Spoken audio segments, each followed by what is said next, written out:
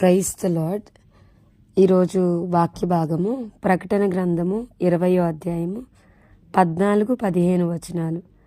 మరణమును మృతుల లోకమును అగ్నిగుండములో పడవేయబడెను. ఈ అగ్నిగుండము రెండవ మరణము. ఎవని పేరైనను జీవగ్రంథమందు వ్రాయబడినట్టు కనబడని ఎడల వాడు అగ్నిగుండంలో పడవేయబడెను.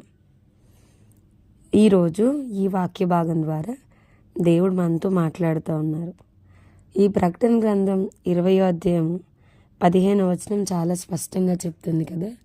ప్రకటన గ్రంథానికి ఉన్న ప్రత్యేకత ఏంటంటే, ఈ గ్రంథాన్ని చదువువాడు వినువాడు ధన్యుడని వాక్యం చెప్తా ఉంది.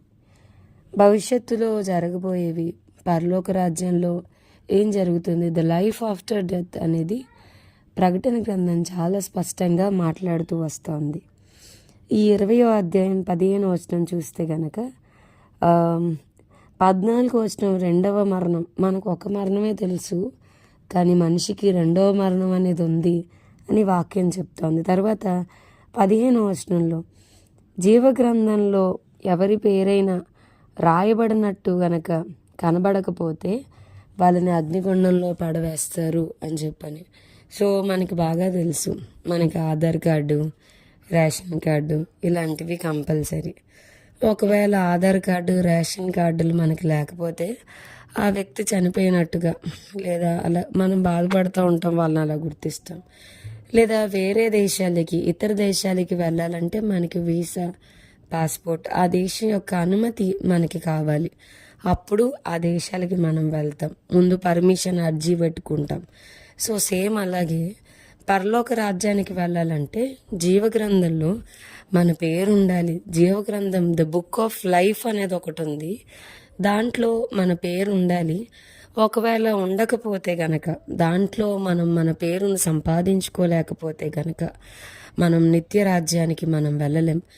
అబ్రహాం కోసం వాక్యం చెప్తా, దేవుడు దేనికి శిల్పియు నిర్మాణకుడై ఉన్నాడో ఆ పునాదులు గల ఆ పట్టణం కొరకు అబ్రహాం ఎదురు చూశాడని, నిరీక్షణ కలిగి ఉన్నాడని వాక్యం చెప్తా ఉంది. మనం చాలాసార్లు ఇక్కడున్న వాటి కోసం, భూమి మీద ఉన్న వాటి కోసం, ఇక్కడ పేర్ల కొరకు, ఇక్కడ ఆస్తిపాస్తుల కొరకు చాలా ప్రాకులాడతాం. కానీ ద బుక్ ఆఫ్ లైఫ్, జీవగ్రంథంలో కనుక మనం పేరును సంపాదించుకోలేకపోతే ఏమీ ప్రయోజనం. అందుకే వాక్యం చెప్తుంది, ఎవడైనాను ఈ లోకం అంతా సంపాదించుకొని చివరికి తన ప్రాణాన్ని పోగొట్టుకొని ఎడల వానికి ఏమి ప్రయోజనం అని వాక్యం చెప్తా ఉంది. సో ప్రియులారా, మనం జీవగ్రంథంలో మన పేరును సంపాదించుకోవాలి. అయితే ఎలాగా ఈ పేరును సంపాదించుకోగలం?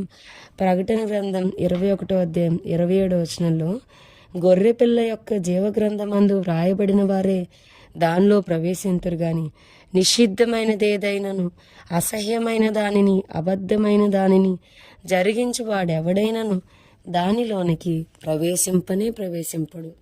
మరి ఈ వచనం ప్రకారం చూస్తే మనలో ఎవరికి ఎలిజిబిలిటీ ఉండదేమో అనిపిస్తూ ఉండిద్ది. అందుకనే వాక్యం చెప్తుంది, క్రీస్తునందున్న వానికి ఏ శిక్షా విధి లేదు. ఆయనే మార్గము, ఆయనే సత్యము, ఆయనే జీవము. ఆయన ద్వారానే, త్రూ క్రైస్ట్, మనం పరలోక రాజ్యానికి, నిత్య జీవానికి మనం వెళ్ళగలం. జీవగ్రంథంలో పేరు రాయబడ్డానికి అర్హత ఏంటి అంటే, ప్రియమైన ప్రభువా, నా కొరకు మీరు ఈ లోకానికి వచ్చారని నేను నమ్ముతా ఉన్నాను. నా పాపాలన్నిటి కొరకు మీరు సిలువలో ఆ మరణాన్ని పొందారు, మీరు రక్తాన్ని చిందించారని నేను నమ్ముతున్నాను. నా కొరకు మరణపు ముళ్ళును విరిచి మీరు తిరిగి లేచారని, మరణాన్ని జయించి తిరిగి లేచారని నేను నమ్ముతున్నానని యేసయ్యందు విశ్వాసం ఉంచితే చాలు. అందుకనే వాక్యం చెప్తుంది కదా, ప్రభునామన మనం ఎవరమైతే ఆయన యందు విశ్వాసం ఉంచుతామో వారందరూ కూడా రక్షించబడతారని వాక్యం చెప్తుంది.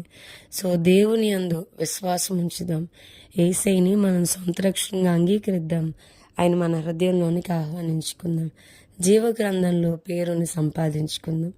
ఈ లోకంలో అన్నీ సంపాదించుకొని జీవగ్రంథంలో మన పేరును మనం సంపాదించుకోలేకపోతే ఇంకేం ఉపయోగం?